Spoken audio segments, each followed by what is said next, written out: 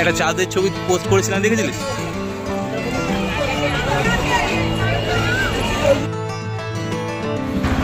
Welcome back to journey guys, welcome back to new video, new vlog. এই ব্লগটাতে আমি যাব এখন কৈলান মন্দির, স্বামী নারায়ণ মন্দির, যেটা কলকাতার সব থেকে famous, one of the famous মন্দির। দাঁড়াও, শুরু করার আগে একটু তেল ভরে নিই, কারণ আমরা বাইকে করে যাচ্ছি।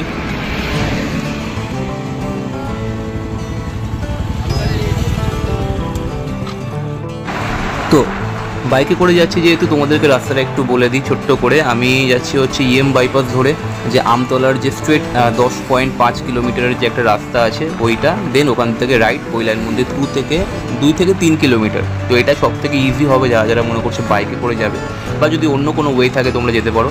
বাসের রুট আমি একটা বলে দিই, সোনারপুর থেকে SD5 যায়, ওই বাসটা তোমরা ধরে যেতে পারো একদম কৈলান মন্দিরের সামনে নামায়। তো এটা হচ্ছে বাসের রুট। আর যারা যারা মনে করছো একটু ট্রাভেলিং বা একটু ট্যুর বা একটু ছোট্ট লং রাইড বাইকে করে যেতে ইচ্ছা করছে, তো বাইক করে তোমরা যেতে পারো।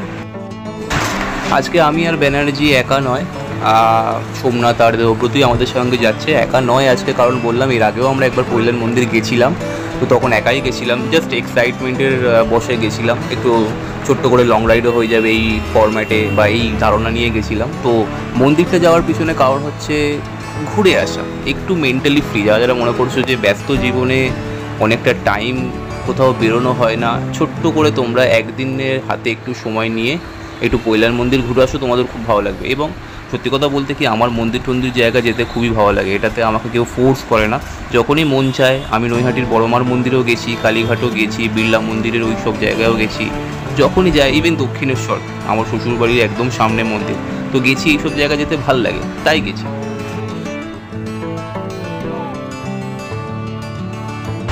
আর দেখো, গল্পের ছলে আমি চলেও এসেছি কৈলান মন্দিরে। এই যে রাইট সাইডে যে এরিয়াটা তোমরা দেখছো, মন্দির ঘেঁষোয়া, আমার মন্দির লাগোয়া পুরো এরিয়া।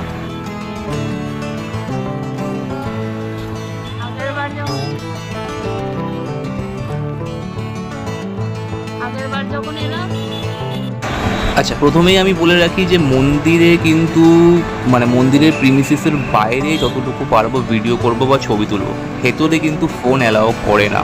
যেরকম পুজো মণ্ডপে গেলে দুর্গা পুজোর সময় যে গার্ডরা বলে না, এই ফোন বন্ধ করো, এই ফোন ঢোকাও, দাদা একটু আগে চলুন, ওখানেও সেম জিনিস। যেহেতু অনেক দর্শনার্থী থাকে হয়তো তাই, এবং প্রতিটা মন্দিরের এই একটাই প্রোটোকল থাকে যে ছবি তুলতে পারবে না। তোমাদেরকে যতটাই পারবো আমি বাইরে থেকে দেখাবার চেষ্টা করবো। আচ্ছা, এই মন্দিরটা বেশি দিন হয়নি এর স্থাপনা হয়েছে, এবং বেসিক্যালি এটা মারোয়ারিদের বা নন বেঙ্গলিদের জন্য, কিন্তু এখানে দর্শনার্থী বেঙ্গলি, মারোয়ারি সমস্ত ধরনের দর্শনার্থী ভর্তি। এবং তোমরা মন্দিরটা দেখো, জাস্ট তোমাদের সত্যি খুব ভালো লাগবে। এই মন্দিরটা দেখে প্রতিবার আমার একটাই মন্দিরের কথা মনে পড়ে, সেটা হচ্ছে বিড়লা মন্দির। মানে অনেকটা, কিন্তু বিড়লা মন্দির থেকে যদিও এটা অনেক বড়, বাট যে ডিজাইন ওয়াইজ মেনলি এই যে মন্দিরের যে মেন ডিজাইন, ওটা অনেকটাই কিন্তু বিড়লা মন্দিরের মতো।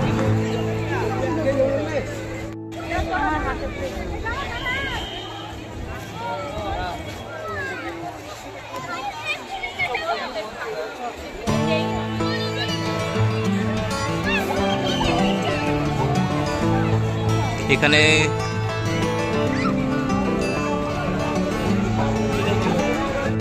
যাই হোক, এতটুকুই মন্দিরের আমি ভিডিও করতে পেরেছিলাম, তোমাদের সাথে এতটুকুই শেয়ার করলাম। যদি কোথাও ভালো লেগে থাকে আমাকে কমেন্টে জানিও নিশ্চয়ই। চ্যানেলে নতুন এসে থাকলে লাইক সাবস্ক্রাইব করে দিও। দেখা হবে অন্য একটা ভিডিওতে, অন্য একটা ব্লগে। এবং যাওয়ার আগে বলে দিই, আমরা এই জায়গা থেকে ধোসা খেয়েছিলাম লাস্টে। এটা হচ্ছে ওদেরই একটা ক্যান্টিন, এবং এখানে ননভেজই পাওয়া যায়।